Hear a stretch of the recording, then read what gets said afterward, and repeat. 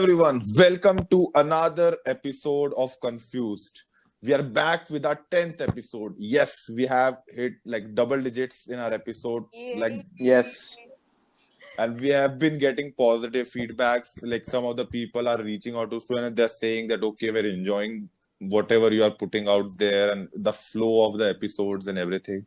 So for our 10th episode, we have brought a guest with us today. Rishabh, go ahead. हाँ, तो आज का episode कुछ entertainment के ऊपर है, जैसे कि हमने इंटरटेनमेंट के ऊपर पहले भी कर रखा है, बट ये थोड़ा हट के थोड़ा एक क्लासी है ज्यादा, क्योंकि हम बॉलीवुड हॉलीवुड के जो फर्स्ट स्टेप है उसके ऊपर आज बात करेंगे, थिएटर के ऊपर। और उसी के लिए हमने एक मतलब प्रोफेशनली कहूंगा, अब तो प्रोफेशनल हो चुके हैं ये, तो अक्षय भैया को हम इंट्रोड्यूस करते हैं। ये मेरे मेंटोर भी रहे हैं और इनका खुद का जरिया थिएटर ग्रुप है जो 2017 से चल रहा है और अभी भी लगातार चले जा रहा है। तो इसके आगे ये खुद ही बताएंगे अपने बारे में। अक्षय भैया। Okay, so my name is Akshay Sharma. I'm 23-year-old. By profession, I'm an engineer, but currently owned a theater group named Zarya Theater Group. Like since 2017, I've been in this work. I train people for their acting, for their writing skills. I train students to develop their lifestyle according to what they want in their life. So this is what I do. I live in Rohini with my family. We have 5 people in our family, and I'm very happy with them. That's all. I hope you are staying safe in this lockdown, and definitely. we welcome you to our podcast. We are very Thank happy you. to listen to your story and like what is the work that you. So starting, okay, we have some information that you have a good group called Zaria, okay, Yeah. and you are into theater works and everything. So like my first question that I want to ask is like, so you have told me that you are an engineer, right? So I am an Yeah. engineer myself. So what was your vision? Like, why did you just not continue with like the tracks of engineering and just started a theater group? Like, what was the idea behind it of starting this theater group? So basically, engineering is something which I get by luck, not by my choice. Family planned it for me since I was in 10th standard, so I have to do it. But जिस तरीके से मैं बड़ा हुआ अपनी family में, वहाँ पे जो कल्चर था वो बहुत फिल्मी था। आई रिमेम्बर जब हम लोग बैठ करके मूवीज देख रहे होते थे तो मेरे फादर मुझे बताते थे कि ये जो गाने गा रहे हैं ये इसने लिखा है, ये इसने गाया है, इसका म्यूजिक डायरेक्टर ये होता है। तो आई कैन रिमेम्बर जब मैं 6th 7th में था, आई नो कि डायरेक्टर क्या होता है मूवी में, स्क्रिप्ट राइटिंग क्या होती है, स्क्रीन प्ले क्या होता है। और मेरे एक अंकल थे जो पोइट्री भी करते थे, तो I was being with them since I was like 5th and 6th। तो हम लोग साथ में बहुत चीज़ें करते थे, मैं उनकी पोइट्री सुनता था, तो वो सारी चीज़ें डेवलप होने लगी थी फैमिली में, एक सीड था। फिर जब मैं 8th 9th में आई डिसाइडेड कि आई विल डू समथिंग जो कि फिल्मों से रिलेटेड होगा। And then like college happened and I was in first year of my college. पता नहीं था कुछ इतना थिएटर का, सो प्लान ये था कि हम लोग कॉलेज में 4 साल इंजीनियरिंग करेंगे, फिर बाद में मुंबई जाएंगे, फिर पता चलेगा कि किस तरीके से होता है। But luckily in my second year I get to know about theatre and then I started. So my journey started within theatre like since I was in second year. So like we all know कि जैसे yeah, the orthodox method of our like the parental like education is that हमको जिनके marks अच्छे होते हैं उनको बोला था आप इंजीनियरिंग करिए, and whenever we see that children turn out okay no I want to go in a different profession, we see that there's always a backlash from our parents because उनके हिसाब से these are not stable careers.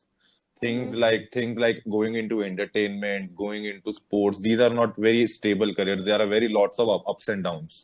So I can understand from that perspective that okay, you faced all those initial struggles. So like, what was the first thing that you remember when you started this theater group?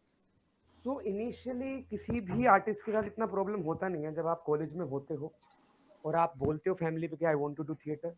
तो उस वक्त इतना problem हुआ नहीं क्योंकि family को ये लगा कि ओके वो अभी एज ए हॉबी कर रहा है, कर तो इंजीनियरिंग रहा है, साइड बाय साइड कर लेगा तो कोई प्रॉब्लम है नहीं। What happened when I was in my second year, मेरे को बड़ा सीरियस हो गया एकदम से ना थिएटर को लेके कि मेरे को बड़ा फुल टाइम करना है, कॉलेज के साथ साथ मैं बड़ा हाफ टाइम करने वाला था। तो आई प्रपोज्ड कि मैं अपनी इंजीनियरिंग छोड़ रहा हूँ और I want to pursue theatre completely.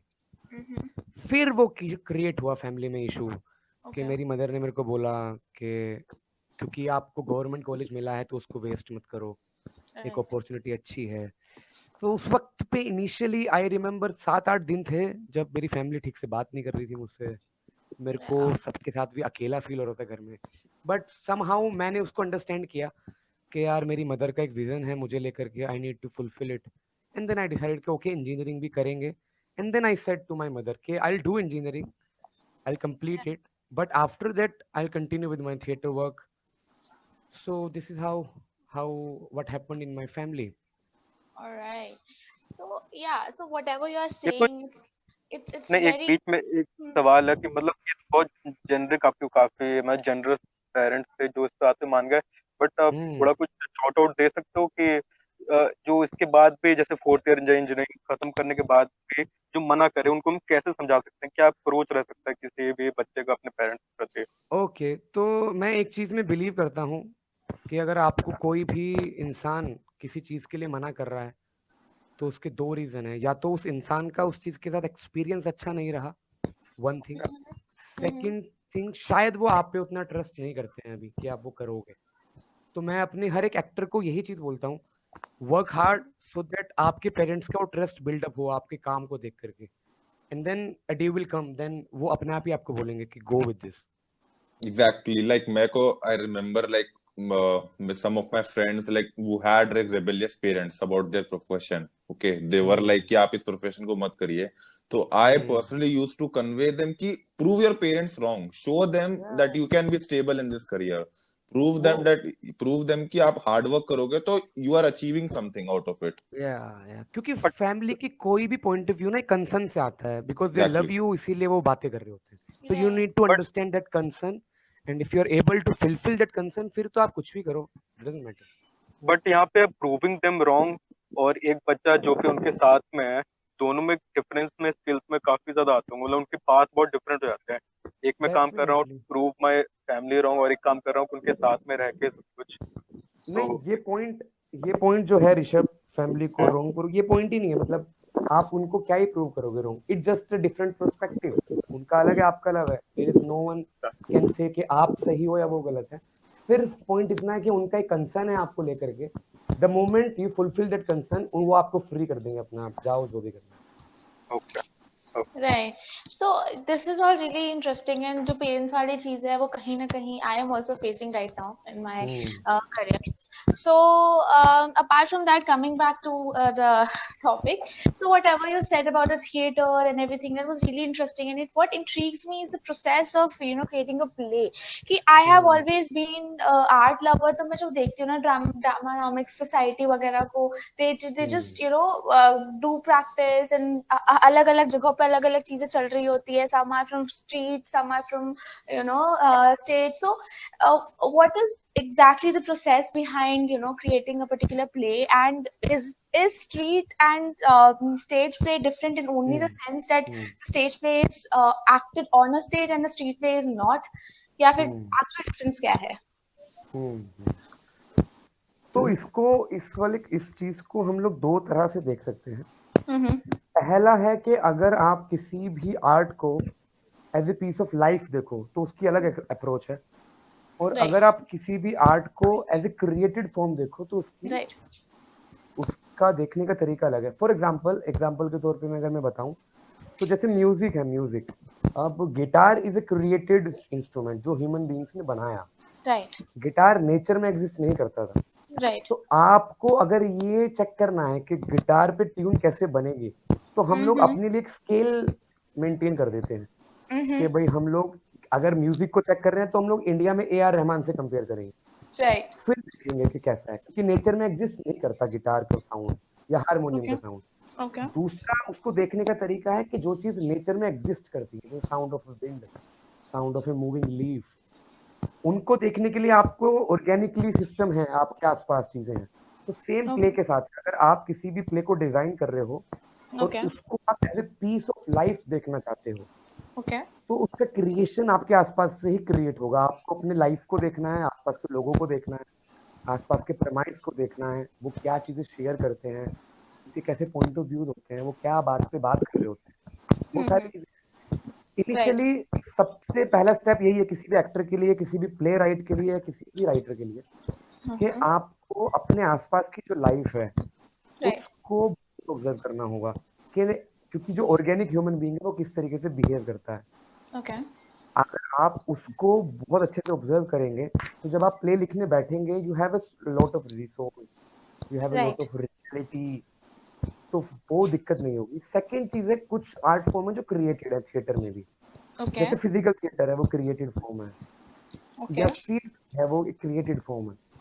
Mm-hmm. उसके टेक्निकल एस्पेक्ट को थोड़ा ध्यान रखना होता है क्योंकि इंटेंशन अलग है। आप जब स्टेज प्ले करते हो तो इंटेंशन उतना सोशल अवेयरनेस नहीं रहता जितना अपना क्राफ्ट दिखाना या अपनी क्रिएटिविटी दिखाना रहता है। Right. जब आप स्ट्रीट प्ले करते हो तो मेजोरिटी का जो फोकस है वो रहता है अवेयरनेस करना लोगों में, Right. Right. Right. तो टेक्निकल एस्पेक्ट पे डिफरेंट हो जाता है। बट अगर मेजर एस्पेक्ट पे अगर life as a piece of life देखा जाए तो they both are same because someone is saying something and someone is listening something, तो हम लोग लाइफ में भी करते हैं। Okay, so talking about stage and street. So like your theater group, do you focus on any one of the art form or do you balance between both stage plays and street plays? Okay so हम लोगों को मेरे group में मेरे को बड़ा clear है कि जो भी मेरे पास एक्टिंग करने आ रहे हैं, एक्टिंग सीखने आ रहे हैं, Mm-hmm. At the end they have to go for films, they have to go for movies, they have to go Mumbai और एलए जहाँ भी उनको जाना है। तो Okay. हमारा जो पूरा स्ट्रक्चर है उसमें स्ट्रीट प्ले इन्वॉल्व नहीं है, सिर्फ पश्चिम थिएटर ही इन्वॉल्व है। तो हमारा तो स्ट्रक्चर में परसीविंग थिएटर ही पूरा इन्वॉल्व है, हम लोग स्ट्रीट नहीं करते। कॉलेज टाइम में हम लोग करते थे, जो ग्रुप है हमारे कॉलेज का।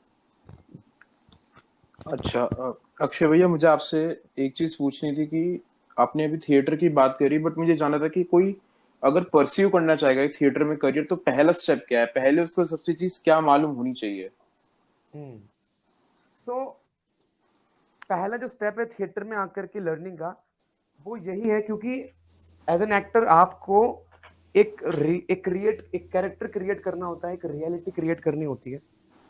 तो उस रियलिटी को क्रिएट करने के लिए आपको सबसे पहले अपनी बॉडी को, अपने नेचर को, अपने माइंड को अंडरस्टैंड करना इज वेरी इंपॉर्टेंट। तो पहला स्टेप तो है कि जो भी एक्टर मेरे पास आया है ट्रेनिंग के लिए, उसको जितना ज्यादा वो अपने बारे में जानता होगा उतना ही बेटर होगा किसी दूसरे कैरेक्टर के बारे में जानना। तो in acting we believe that the more you know about your own body, about your own mind, about your own nature of reality, the more you become an actor with the essence of real actions। क्योंकि आपको किसी दूसरे की life जानने से पहले आपको देखना होगा कि आपकी अपनी लाइफ कैसे मूव करती है। इट जस्ट सिंपल कि आप अगर इंडिया में हो and you are studying water और फिर आप यूएसए जाकर के भी अगर वाटर को स्टडी करोगे, it's same, the nature of water is same happened with your brain. जो आपका ब्रेन का नेचर है वो दूसरे ह्यूमन बीइंग का ब्रेन का नेचर भी होगा। So you need to understand your brain and your body. तो पहला step is to understand your own brain, to understand your own body, to understand your own nature of reality. Okay तो आपने तो जैसे clear कर दिया कि जरिया थिएटर ग्रुप को फाइनली मतलब फिल्म्स में जाना है, बट मैं ऐसे जनरल पूछ रहा हूँ कि फाइनल स्टेप क्या बॉलीवुड ही है हर एक थिएटर आर्टिस्ट का या फिर हर एक आर्टिस्ट का, या फिर उसके अलावा भी हम लिमिट या फिर उसको एक्सपेंड कर सकते हैं?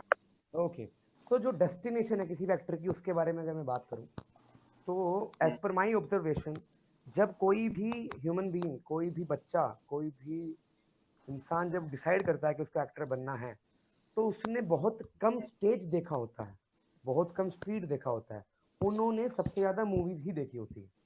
तो जो उनकी डेस्टिनेशन होती है वो तो क्लियर होती है पहले कि मेरे को मुंबई जाना है, एक्टिंग करनी है, फिल्म करनी है, ग्लैमरस दिखना है, जो भी उनका परसेप्शन होता है अबाउट एक्टिंग।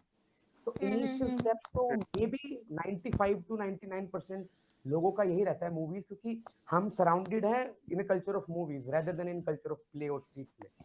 बट कुछ लोगों के साथ ट्रांसफॉर्मेशन होती है थिएटर में जाने के बाद। थिएटर में जाने के बाद जो थिएटर का मुद्दा है, जो थिएटर की इंटेंशन है, कुछ लोग उससे कनेक्टेड हो जाते हैं बहुत, एंड देन दे डिसाइड कि मुझे लाइफ टाइम थिएटर करना है, लोगों को अवेयर करना है, स्ट्रीट करना है, स्टेज करना है। तो इनिशियली तो सबका ही जो एम है वो मूवीज, वो ये बेसिकली कि once they start exploring the environment around theatre, they कई बार होता है कि उनके मोटिव्स चेंज हो जाते हैं। So like talking about theater, so one of the biggest names जो जैसे शाहरुख खान है, तो शाहरुख खान पहले मूवी से पहले थिएटर करता था, Like he has Right. like I have मैंने उनका एक इंटरव्यू देखा था, तो he was talking about his days in theater. So he used to tell me कि in theater first focus is not on the script but actually like honoring your skills, honoring yourself कि how truthful are you to that character, कि आप उस character को कितना satisfaction और judgement provide कर पा रहे हो उस कैरेक्टर को। तो बेसिकली जैसे आप जैसे आपने बताया कि आपके पास अगर कोई एक्टिंग के लिए आता है, okay, so what is like some basic sort of skills आप ढूंढते हो, अब लाइक यू एक्सपेक्ट कि अच्छा इनके पास इतना एक बेसिक स्किल या एक बेसिक क्राइटेरिया होना चाहिए, या फिर ऐसा नहीं होता, या like you are very free कि okay, I'm gonna give a chance to everyone, or like do you want that okay, this some sort of skill should already be present? Okay, so what I believe is आप कितना किसी चीज में involve होकर के, कितना किसी action को कितना इन्वॉल्व होकर के करोगे, ये टोटली डिपेंड करता है आपकी इंटेंशन क्या है उस चीज को करने की, किसी भी काम को करने की। तो मेरा एक मेजर स्किल बस ये होता है, I just want to create a intention for my actors.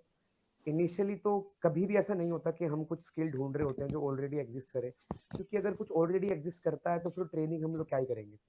तो इनिशियली तो पॉइंट इज के बस किसी भी तरीके का एक्टर हमारे पास आ जाए, we want to create a intention उनके लिए कि उनकी क्या इंटेंशन है उस काम को करने के लिए।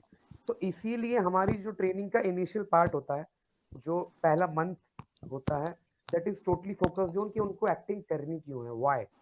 It's not what acting is, it's not how you will do it, it's just why you want to do it, so that they can create some intention for their life। उनको करना क्यों है, और the once they get their intention, फिर उनको कोई नहीं रोक पाएगा। Yeah, like मैं जैसे ऋषभ है, like I know Rishabh from a long time, तो I have seen him कि भाई he is actually intrigued about writing. I've seen him कि वो खाली टाइम में रीडिंग करता है, राइटिंग करता है, तो he has that intention, okay, that he wants to move in that direction. So I've seen him that he's very interested in literature itself. मैंने देखा है कि थिएटर के लोग थोड़ा लिटरेचर की तरफ थोड़ा ज्यादा फोकस रहते, they are very hobbyist about like reading articles or novels, और ये like बहुत कॉमन ट्रेड देखा है मैंने between every actor who is working in theater. इसके बारे में अगर मैं बताऊं तो इसको आप ऐसे एक्सपीरियंस देख सकते हो, फिल्मों का जो लाइफ है अभी तक वो लगभग 100 से 110 साल तक की रही है। थिएटर की जो लाइफ है वो लगभग 1000 से 1500 साल तक की रही है। और आज आप अगर लिटरेचर देखोगे तो 5 से 6000 साल का उसका एक्सपीरियंस रहा है। तो ऑब्वियसली हमारे कल्चर में वो सबसे बुजुर्ग हैं, तो हमें उनसे ही सीखना चाहिए, इसीलिए लोग लिटरेचर पे फोकस भी रहते हैं। Yeah, so coming to the next part, okay, Shalika, like you had some questions in your mind, right? Yeah. So yeah, you're really मतलब अनुदित ने भी जो बोला कि they are really into literature and they do a lot of reading and research and everything. So yeah, I agree on that because they are very much focused on that particular thing. I have seen people practicing writing and all of that. They practice like more than 10 hours a day. So if there is some person who wants to balance both the things, the studies and the practices also, so is there a way out? Like how can they do it? Like I have seen toppers of my class getting into theater and their grades getting deteriorated. So is there a way out, or how can we do it? सो इसके बारे में वही है, फिर same हम लोग इसको दोनों पर्सपेक्टिव से देख सकते हैं। पहला इसके अगर मैं एक्टर ट्रेनिंग को या स्क्रिप्ट राइटिंग को या फिर प्ले राइटिंग को as a part of creation देखूं कि हमने क्रिएट किया और मेरे को सीखना पड़ेगा वो कुछ, ठीक है। तो अगर मैं उसको एज ए क्रिएशन देख रहा हूँ कि जो हमने क्रिएटेड आर्ट है वो, और I have to learn it, जैसे गिटार मेरे को जाकर के कहीं सीखना पड़ेगा बिकॉज वो नेचर में एग्जिस्ट नहीं कर सकता, how can I learn it.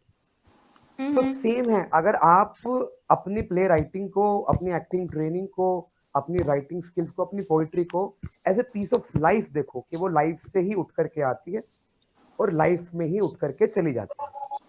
तो अगर आप किसी भी आर्ट फॉर्म को कनेक्ट करोगे किसी भी लाइफ से, तो आपको ये रियलाइज होगा कि you are in a training 24 hour, क्योंकि you are enjoying your life 24 hour, और you are in your life 24 hour, you are experiencing people 24 our.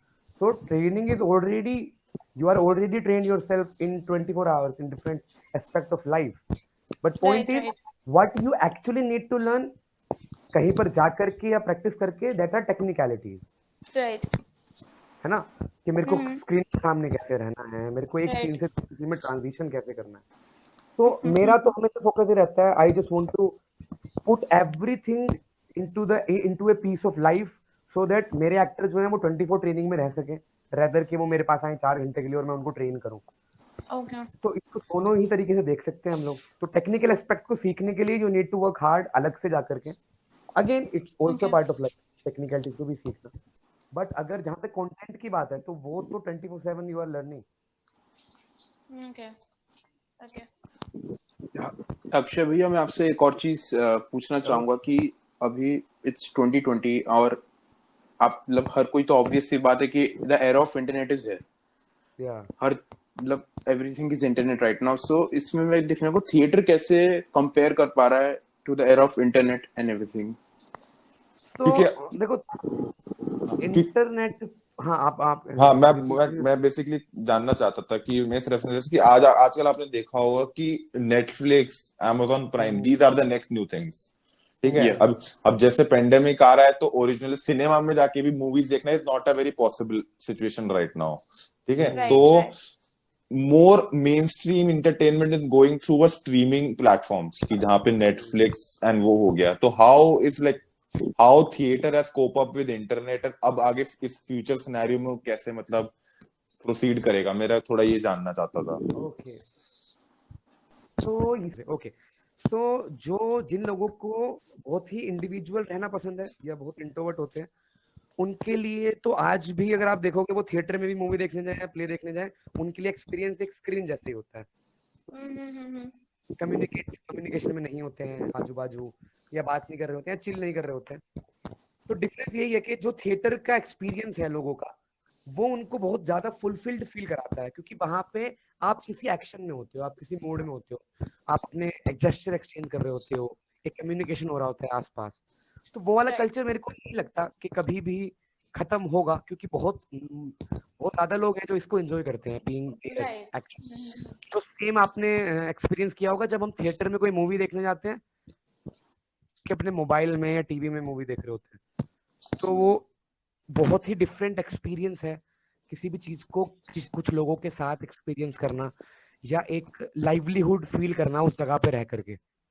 Second, theatre में एक प्रॉफिट जो है वो ये भी है कि जैसे आपने कोई प्ले देखा, आपको प्ले के बारे में कोई डाउट आया, कोई क्वेश्चन आया, तो आप जाकर के डायरेक्टर से बात कर सकते हो, एक्टर से बात कर सकते हो, कोई स्टार से बात कर सकते हो. आपने कोई मूवी देखी, फॉर एग्जांपल आपने टेनेट देखी अभी जो आने वाली है, बीच में रह गई कहीं, नोलान की, आपको कोई क्वेश्चन आया, आप क्या करोगे उसका? Right. आप बैठे रहोगे, कभी आपको मौका मिलेगा कहीं एयरपोर्ट पे नोलान मिल जाए, ओह तब आप उससे क्वेश्चन पूछोगे कि लोगे. तो देर विषय इस तरीके की होता है. वो भी क्वेश्चन नहीं पूछेगा, हाँ, ऑटोग्राफ चाहिए autograph भाई सीधा. तो Questions पॉइंट मत इज जो लाइव एक्सपीरियंस है किसी भी चीज का, वो कभी खत्म होगा नहीं. मेरे को भी इनिशियली जब नेटफ्लिक्स आया या अमेजन आया, मेरे को लगा कि कहीं ना कहीं ये single screen multi screen culture खत्म ना हो जाए इंडिया से या वर्ल्ड से. बट बाद में मेरे को ये चीज रियलाइज हुई कि वो जो लाइव एक्सपीरियंस होता है ना, दोस्तों के साथ जाना 10-15 की, जैसे आपने तो फील किया होगा कॉलेज में 3 रो भरी हुई हैं आगे से और मूवी पे इतना ध्यान है नहीं जितना आजू और बाजू पे ध्यान है. तो Right. वो Right. एक्सपीरियंस लोग जाएंगे थिएटर. तो यही डिफरेंट है सिनेमा में घर बैठ के देखने में, थिएटर जाने में, और प्ले देखने में, और कोई मूवी देखने में. लाइक मैं बिल्कुल समझ, मेरे को याद है कि I remember few years back तो गुड़गांव में किंगडम ऑफ ड्रीम्स करके है, आई थिंक सो. ओके. हाँ, तो वहां के मैंने वो थिएटर प्ले देखा था. तो दैट लेवल ऑफ लाइक जो लाइट वर्क होता है, sound work and the choreography of the dialogues, the dance moves and everything, वो एक अलग ही एनवायरनमेंट क्रिएट करते हैं. वो मूवीज में कभी आ ही नहीं सकता है. जो थिएटर में मूवी देख के बैठते हो, वहां पे सब शांत होके बस सामने स्क्रीन पे देख रहे होते हैं. तो वो एड्रेनलिन रश आता है ना थिएटर को देख के, and that level of, I saw that play and it was just amazing. उसमें कितने लोग एक साथ कोरियोग्राफी में हर चीज करते हैं, there is not a single mistake. वो लोग इतना परफेक्शन के साथ वो करते हैं, that is just amazing. That is why I have so respect for the theatre work. की लोग, आपने देखा होगा बॉलीवुड में भी कितने बड़े बड़े स्टार्स हैं जिन्होंने अपनी शुरुआत थिएटर से करी है. They have their roots down to theatres. यही है, मतलब यही है कि तो एक जो डिस्टेंस होता है ना आपके और स्क्रीन के बीच में, वो डिसअपियर हो जाता है जब आप प्ले देखने जाते हो। आपको आप अपने एक्टर को जो स्टेज पे वर्क कर रहा है उसको एक लेवल पे देख सकते हो। जब हम मूवी देखते हैं तो एक बहुत डिस्टेंस रहता है, बहुत बड़ा डिस्टेंस रहता है हमारे लिए। बड़ा ऐसा होता है यार कभी इनसे बात करूंगा, कुछ पूछूंगा, बट थिएटर में वो डिस्टेंस खत्म हो जाती है। सबसे ज्यादा एंजॉयबल होता है बच्चों के लिए, वो डिस्टेंस फील ही नहीं करते and they are very alive जब वो प्ले देख रहे होते हैं। ओके, तो प्ले की बात की और यहाँ पे म्यूजिकल प्ले की बात की किंगडम ऑफ ड्रीम्स, तो जो लोग नहीं देख पाए हैं, मतलब जो नहीं जा पाए हैं, उसको आप स्क्रीन में देख सकते हो। हैमिल्टन करके एक मूवी रिलीज हुई है, वो ऐसे स्क्रिप्ट मतलब प्ले था, बट इस साल उसमें डिज्नी हॉटस्टार पे ऐसे रिलीज किया है। तो हैमिल्टन जाके सारे ऑडियंस एक बार चेक कर सकते हो, बहुत अच्छा 2 घंटे 40 मिनट का म्यूजिकल है। वहाँ पे से गाना गा रहे हैं, तो उनको इंटेंसिटी से पता चल जाएगा कि कितनी मेहनत करनी पड़ती है। तो इसी से याद है कि लाइवलीहुड जो डिस्टेंस क्रिएट हो गया अक्षय भैया। तो अभी आपका जैसे फ्यूचर मतलब अपने एक्सट्रीम फ्यूचर प्लान तो बता दिया कि बॉलीवुड जाना है, लेकिन हम लोग छोटे मोटे तौर पे हम प्ले कर रहे थे, हम प्ले डिजाइन कर रहे थे, हम प्ले परफॉर्म भी कर रहे थे, हम फरवरी में करके ही आए थे। बट कोरोना की वजह से सारा थोड़ा हमारा मामला थोड़ा डगमगा गया है। तो थोड़ा बताइए कि आप what we are up to, जरिया क्या कर रहे हैं अभी अभी तो जरिया इस मामले में। अभी तो जरिया क्या कर रहा है, जो लोग जितने भी एक्टर हैं लॉकडाउन में हैं, घर पे हैं, इनके पास बहुत सारी चीजें करने को नहीं है। इसको मैं एक छोटे से एग्जांपल से समझाता हूँ। जनरली क्या होता है ना हमारी लाइफ में, आप जितने भी लोगों को देखोगे या कभी मूवी भी देखोगे तो यू विल फील कि हमेशा कोई ना कोई कॉन्वर्जेशन चल रहा होता है, कोई ना कोई conversation, at least 2 people are involve हमेशा। कोई भी लाइफ में आप देखोगे अपने घर पे मम्मी होगी तो किसी से बात कर रही होंगी, पापा किसी से बात कर रहे होंगे, हम लोग खुद अभी बात कर रहे हैं बैठ करके, तो हमेशा कोई ना कोई कॉन्वर्सेशन शेयर कर रहे होते हैं हम लोग। बट कभी भी क्या होता है, जब भी वो सेटअप होता है मेरे को जाना है उस कॉन्वर्सेशन को क्रिएट करने के लिए, उससे पहले की जो मेरी ट्रेनिंग होती है पूरी as an actor as a playwright, वो पूरी इंडिविजुअल होती है, जो मेरा जो एक्टर का होमवर्क होता है। तो अभी जरिया क्या कर रहा है, जितने भी एक्टर इन्वॉल्व है जरिया के साथ उनका वो होमवर्क पे प्रैक्टिस करा रहा है, उस होमवर्क पे ग्रिप बना रहा है ताकि वो इंडिविजुअली इस काम को कर सके घर पे रहकर। तो लॉकडाउन में तो ये चल रहा है सभी एक्टर्स के साथ। ओके, और पोस्ट लॉकडाउन मतलब खत्म होते ही वापस कैसे रिज्यूम करने का आपका वो प्लान है, अगर प्लान तो बताना यही चाहें है, तो। जैसे ही खत्म हो तो स्पेस हायर करा जाए, वापस से ऑफलाइन वर्कशॉप शुरू करी जाए। जितने लोग भी कनेक्टेड हैं अभी हमारे साथ ऑनलाइन, जो नए लोग आए हैं उनके साथ वो लाइव एक्सपीरियंस हो ट्रेनिंग का। Okay, And one more thing, अभी because of all the situation, coronavirus and stuff, आप अभी घर पे हो, practice नहीं कर पा रहे, लोगों से नहीं मिल पा रहे, so and in the long term also there are the people from theater or basically acting background I'm talking about, उनको I have seen कि बहुत struggle करना पड़ता है इनके field में, there is a lot of struggle, उनको हमेशा success नहीं मिलती है। तो what is the one thing that keeps them going and motivated to give it one more try कि चलो यार इस बार भी ट्राई करके देख लेते हैं, what like there has to be something जो उनको ऐसे motivated रखता है, belief or anything that has to be there, so what is it? Okay, तो इसमें वैसे तो सब हर एक ह्यूमन बीइंग का अपना अपना एक अलग ही जोन होता है अपने आप को कीप ऑन मूविंग बोलते रहने का। बट मैं अगर इसको थोड़ा जनरलाइज करके बताऊं तो हम हर एक ह्यूमन बीइंग की हर एक चीज के साथ एक इमेज एसोसिएटेड होती है। राइट, जैसे अगर मैं आपसे पूछूं आपके लिए सक्सेस क्या है, तो एक सक्सेस डिफाइंड होगी एक पिक्चर में, एक फोटोग्राफ में, कि ये फोटोग्राफ अगर क्लिक हो गई मेरी लाइफ में I will feel successful. Right, तो और अगर आप लाइफ में कुछ भी कर लो और ये क्लिक ना हो फोटो, तो आपको ऐसे ही लगेगा हमेशा यार कुछ मिसिंग है लाइफ में, देयर इज सम वॉइड। तो हर एक एक्टर की, और सिर्फ हर एक एक्टर की नहीं, हर एक ह्यूमन बीइंग की वो एक इमेज एसोसिएटेड होती है जो उनकी सक्सेस के साथ मोस्टली वही मूव करती है उनको टुवर्ड्स देयर गोल। अब डिपेंड करता है कि वो इमेज किसकी किस तरह की है। कुछ लोग शिफ्ट कर लेते हैं and then they get back to their own work, कुछ और करना शुरू कर देते हैं, वो शिफ्ट हो जाती है इमेज। बट जिन लोगों को image is permanent, they will always work hard to reach to that photograph. तो उन्होंने देखा था कभी बचपन में। Right, that's true. Okay, like coming to the last question, मैं बस एक चीज पूछना चाहूंगा कि how fierce is the competition in theater? Like हमको पता है कि बॉलीवुड में भी, इंटरटेनमेंट में भी, there are every day new stars are coming up. Theatre में how fierce is the competition? Survival कितना इजी है, कितना मुश्किल है? ओके, सो थिएटर में अभी रिसेंटली अगर तुम पिछले 15 या 20 साल का कल्चर देखोगे तो काफी कॉम्पिटिटिव हो गया है अब थिएटर भी। जैसे कॉलेज में सोसाइटी शुरू हो गई है, वहाँ पे कंपटीशन होते हैं, तो पीपल आर स्ट्रगलिंग के उनको फर्स्ट आना है, उनको सेकंड आना है। बट अगर मैं एक जहाँ से शुरू हुआ था थिएटर इंडिया में या फिर वर्ल्ड में भी, ग्रीक में भी, तो वहाँ पे कोई कंपटीशन था नहीं initially. There are different different categories of theatre artist, और वो अपना अपना तरीके का काम करते थे। उनको अपनी अपनी तरीके के लोग मिल जाते थे आगे काम करने के लिए, और उनका अपना जो भी ड्रीम था वो फुलफिल होता रहता था। But Okay. आज की डेट में क्योंकि थिएटर के साथ भी बहुत ज्यादा कमर्शियलाइजेशन होने लगा है, बिजनेस इन्वॉल्व हो गया है, लोगों को ध्यान रखना है, और आफ्टर ऑल इतनी महंगाई हो गई है, तो they have to think about their stomach, they have to think about their kitchen. तो जैसे ही बिजनेस इन्वॉल्व होता है अपने आप कंपटीशन आ जाता है। थिएटर में कंपटीशन ये होता है कि मैं अगर अपना पर्सनल एक्सपीरियंस बताऊं तो मेरा कंपटीशन होता है बहुत ही क्रिएटिव, कि अगर मेरे को कोई प्ले लिखना है तो सेम मेरे साथ भी उस प्ले से रिलेटेड एक इमेज जुड़ जाती है जिसको फुलफिल करना है एट द एंड। तो मेरा Okay. जो फियर रहता है पूरा वो ये रहता है कि क्या मैं इस इमेज को क्लिक कर पाऊंगा अपने प्ले के साइड से या प्ले के Right. थ्रू अपनी लाइफ Right. में। इन टर्म्स ऑफ फाइनेंसेस तो ऑब्वियसली थिएटर कल्चर उतने लेवल पे डेवलप नहीं हुआ अभी जितना Obviously. सिनेमा कल्चर है, उतना कमर्शियलाइजेशन अभी तो नहीं हुआ मगर हो गया है काफी। तो इन Right. टर्म्स ऑफ फाइनेंसेस तो मैंने क्योंकि कभी एक्सपीरियंस नहीं किया वो फियर या वो कंपटीशन, मैंने ज्यादा स्ट्रगल किया वो इसी चीज में किया है कि what I want to do वो अचीव करने में मेरे को कहाँ कहाँ से गुजरना होगा, किस किस तरह के लोग मेरे साथ एसोसिएटेड होंगे, उनकी किस तरीके से ट्रेनिंग करनी होगी, और एट द एंड किस तरीके से वो पिक्चर बन करके आएगी हमारे प्ले की। तो Okay. एक तो ये कंपटीशन है तो आपका जो स्ट्रगल है। दूसरा फाइनेंसिस का है, तो वो मैंने कभी उतना फील किया नहीं है क्योंकि मे भी मेरे आसपास लोग बड़े अच्छे हैं, मैं जब भी Right. किसी के पास जाता हूँ, they are- हाँ हाँ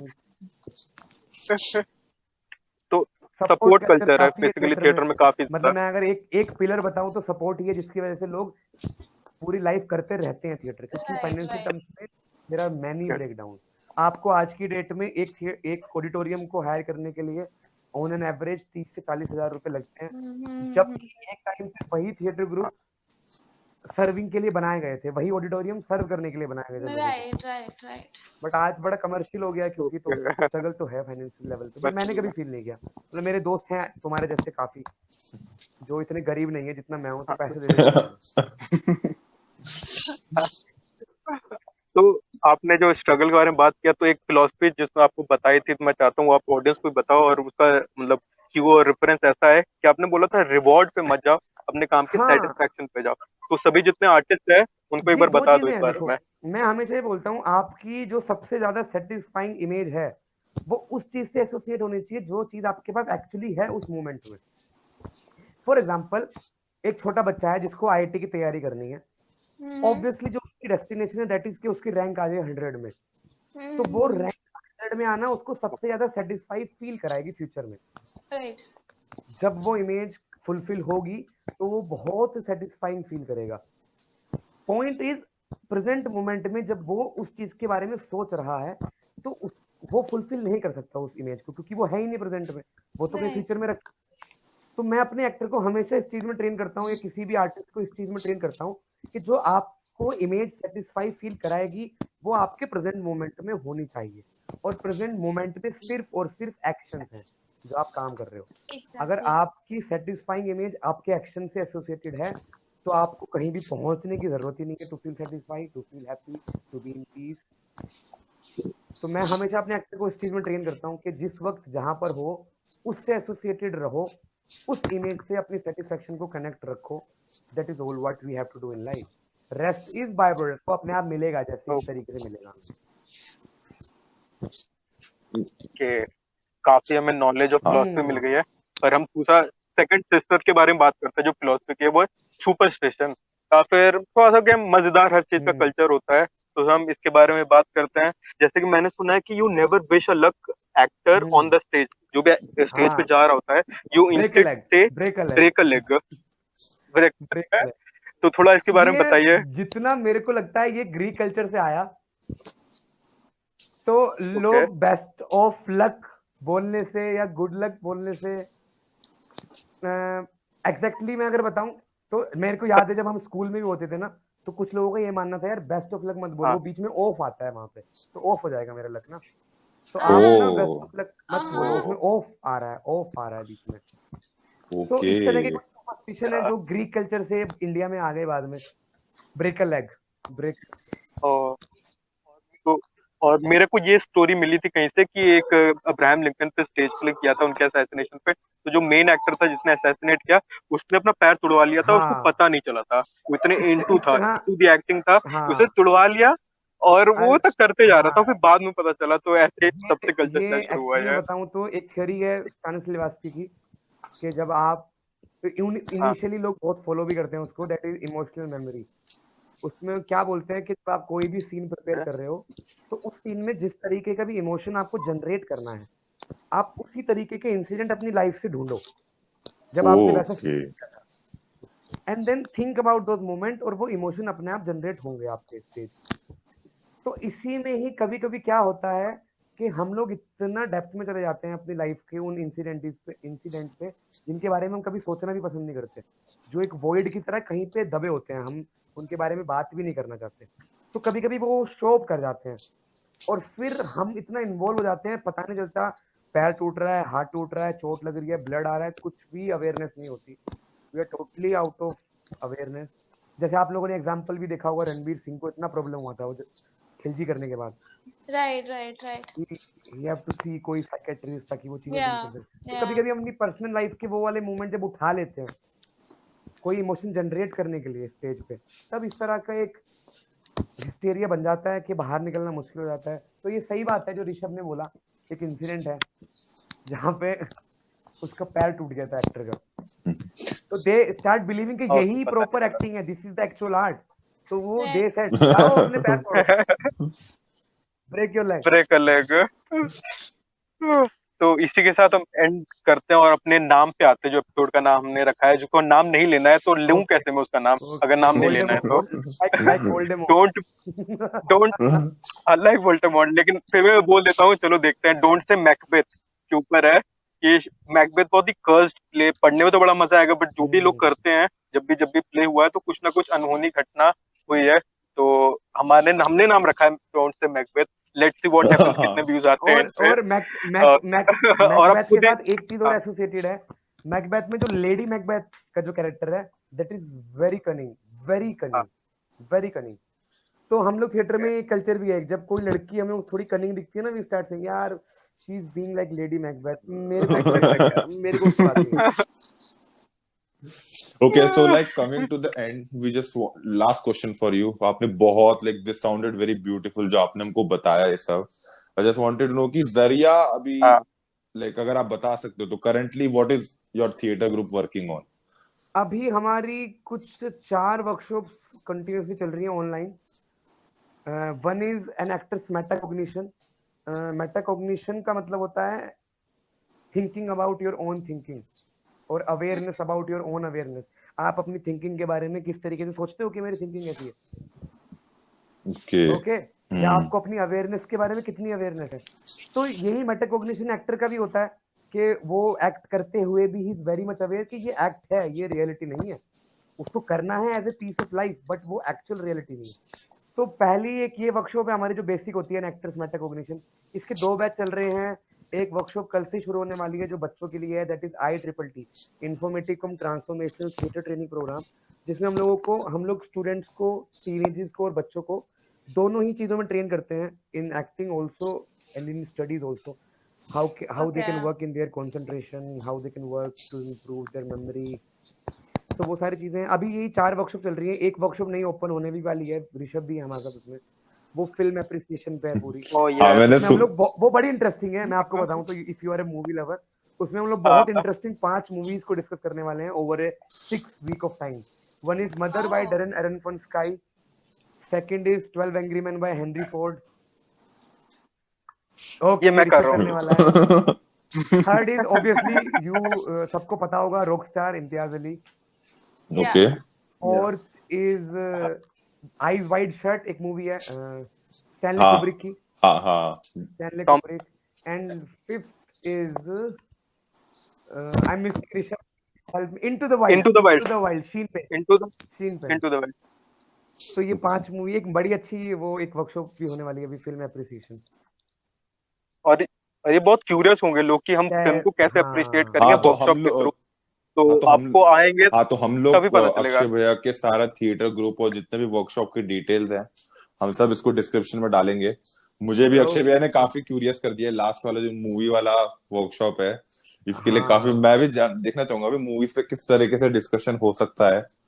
क्योंकि ऐसी कुछ मूवीज ऐसी होती है जिनमें बहुत इंटेलेक्चुअल डिस्कशन हो सकता है be it the psychological and just from the script part से, है ना. तो ठीक है, we will end this episode here. Akshay भैया आपसे बात करके बहुत बहुत अच्छा लगा. हम लोग बहुत नॉलेज मिली थिएटर के बारे में.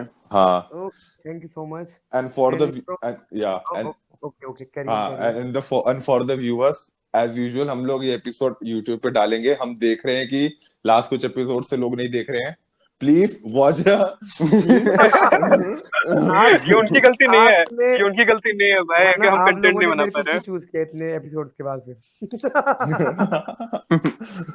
हाँ ये इसीलिए ताकि हमारे पूरे व्यूअरशिप बढ़े. Like lady Macbeth. हाँ वैसे तो हमारे 10th एपिसोड के लिए हम स्पेशल फीचर करना चाहते थे. हम कभी भी कर सकते थे लेकिन double digit first double digit पे आप आएंगे. जब ट्रिपल डिजिट आएगा फिर आपको बुलाएंगे. आपने बोला था रिलीजन पे बात करेंगे और ट्रिपल डिजिट पे लाएंगे जब 100th एपिसोड आएगा. पॉइंट था कि एक थिएटर से किसी एक स्पेसिफिक से, क्योंकि at the end we all are making some content. it might differ in drasticity, it might differ in perspective. पर मैं जानना चाहता कि एक कोई और कंटेंट क्रिएटर कैसे सोचता है. What is his thought process? And like I was confused about it. तो मैं सोचा कि क्यों ना if we have such good in contact, why not bring it on podcast and get to know कि what is the reality behind it. ठीक है. हाँ और मेरे लिए भी पहला एक्सपीरियंस था. I was really overwhelmed being with you guys and the way you ask questions, the way you listen me, it was really appreciating. Thank you so much for inviting me here. Yes. And I'll be with you. And thank you so much for coming. हम virtually नहीं, हम theatre से start किया तो हम theatre पे and करते हैं. वर्चुअली कर्टन डाउन करते हैं. सब लोग पता नहीं कैसे करते हैं बट ट्राई करते हैं कर्टन डाउन करने के. सब लोग घर पे बैठे हैं. Yes. Shutter down. We will meet you in the next episode of Confused. Goodbye guys. Bye guys. Bye guys. Take care.